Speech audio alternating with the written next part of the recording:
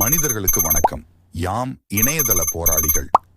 உங்களுக்கு இந்த காணொளி பயனுள்ள தகவலை கொடுத்திருந்தால் தேங்க்ஸ் எனும் அன்பளிப்பு மூலம் உங்களது ஆதரவை தெரிவிக்கலாம். அதோடு இந்த காணொளி உங்களுக்கு பிடித்திருந்தால் மறக்காமல் லைக் என்ற விருப்பத்தை தெரிவித்து ஊக்கப்படுத்துங்கள். மேலும் உங்களது கருத்துக்களை கமெண்ட் வாயிலாக கட்டாயம் தெரிவிக்கவும். ஆம்ஸ்ட்ராங் கொலை சம்பவத்தின் உண்மை பின்னணி என்ன என்பதை பலர் எம்மிடம் கேட்டனர். இந்த கொலைக்கான காரணம் எது தெரியுமா? பணம்தான். பகுஜன் சமாஜ் கட்சி மாநில தலைவர் ஆம்ஸ்ட்ராங் கொலை செய்யப்பட்டதும் பல அரசியல் தலைவர்கள் உடனே வேகமாக கண்டனத்தை தெரிவித்ததை நீங்கள் பார்த்திருப்பீர்கள். தமிழ்நாட்டில் பல மக்களுக்கு ஆம்ஸ்ட்ராங் யார் என்றே தெரியாது. திடீரென்று கொலை சொல்லி வைத்தார் போல் எல்லா அரசியல்வாதிகளும் கண்டனம், திரைத்துறையிலிருந்து கண்டனம். இந்த திடீர் கண்டனங்கள் யாவும் உங்களை திசை திருப்பவே. இதன் உண்மை தன்மையை அறியாமல் இருக்க இப்படியான கண்டனங்கள் களைகட்டுகின்றன. உண்மை என்னவென்றால், தமிழ்நாட்டில் வெவ்வேறு பெயர்களில் பல நிதி நிறுவனங்கள் தொடங்கப்பட்டு மக்களின் பணத்தை சுருட்டி கொண்டு தலைமறைவாகி பின்னர் போலீசாரால் தேடப்படும் குற்றவாளியாக அதன் உரிமையாளர்கள் அறிவிக்கப்படுவார்கள். இந்த நிதி நிறுவனங்கள் அனைத்திற்கும் தலைமை ஒன்றுதான். அது இந்த நிறுவன உரிமையாளர்கள் யாருக்கும் தெரியாது. உரிமையாளர்களை பொறுத்தவரை சொல்லும் வேலையை செய்து முடித்து அதற்கான பணத்தை பெறும் ஊழியர்கள் மட்டுமே, அதாவது உரிமையாளராக நடிக்க வந்தவர்கள். இவர்களுக்கு அனைத்து விதமான ட்ரெய்னிங் கொடுக்கப்பட்டுதான் இதில் இறக்குவார்கள். இதில் உரிமையாளர் வேலை என்பது மக்களை கவரும் வகையில் பேசி பணத்தை சேர்ப்பது, அதன் பின் ஓடிவிடுவது.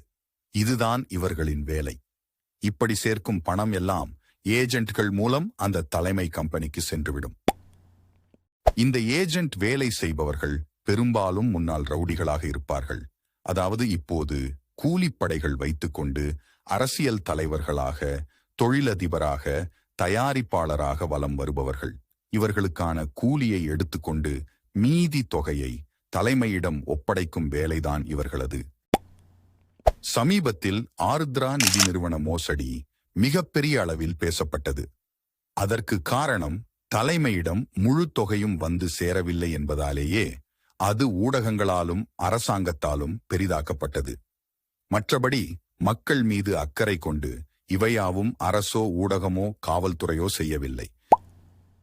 ஆருத்ரா மோசடியில் அடிக்கடி 2468 கோடி தொகை மோசடி என ஊடகங்களால் காட்டப்பட்டிருக்கும். உண்மையில் இந்த தொகைதான் தலைமைக்கு வந்து சேராத தொகை. பெறப்பட்ட தொகைகள் வெவ்வேறு வகையில் முதலீடு செய்யப்பட்டு லாபத்தை தலைமைக்கு தருவார்கள். அந்த லாபத்தில் சுருட்டப்பட்ட தொகைதான் அது. ஆருத்ரா உரிமையாளர் ராஜசேகர், ஆற்காடு சுரேஷ், தென்னரசு, ஆம்ஸ்ட்ராங் இவர்களின் தனித்திட்டம்தான் இந்த 2468 கோடியை தலைமையின் கணக்கிற்கு கொண்டு செல்லாமல் சுருட்டலாம் என்ற திட்டம். அப்படியானால் மொத்தம் எத்தனை கோடிகள் பல நிதி நிறுவன பெயரில் தலைமை சுருட்டியிருக்கும்? நிதி நிறுவனத்திற்கு வரும் மொத்த தொகையையும் வெவ்வேறு விதத்தில் முதலீடு செய்து லாபம் ஈட்டி அதை தலைமையிடம் ஒப்படைக்க வேண்டும். உதாரணமாக, முதல் மாதம் 100 கோடி வந்தால் அந்த 100 கோடியில் தங்கத்தை இறக்குமதி செய்வது, தேர்தல் அரசியலில் தொகுதி செலவிற்கு பணம் தருவது, தயாரிப்பாளர்களுக்கு கடன் தருவது, இப்படி பல தரப்பின் மூலம் பணத்தை பெருக்கி அதிலிருந்து தலைமையிடம் கொண்டு சேர்க்காமல் சுருட்டப்பட்ட ஒரு சிறு பகுதி லாபம்தான் இந்த 2468 கோடி. அதை கணக்கில் காட்டாமல் இவர்கள் சுருட்டினார்கள். தலைமைக்கு உளவு சொல்ல எல்லா இடத்திலும் ஆட்கள் இருக்கும். இந்த 2468 கோடி பணத்தை சுருட்டியதை அறிந்த தலைமை எடுத்த நடவடிக்கைதான் உரிமையாளர் கைது, தென்னரசு மரணம், அதைத் தொடர்ந்து ஆற்காடு சுரேஷ் மரணம், இறுதியாக ஆம்ஸ்ட்ராங் மரணம். இதில் ஆற்காடு சுரேஷ் தம்பி பாலா மற்றும் கூட்டாளிகளும் அடங்குவார்கள்.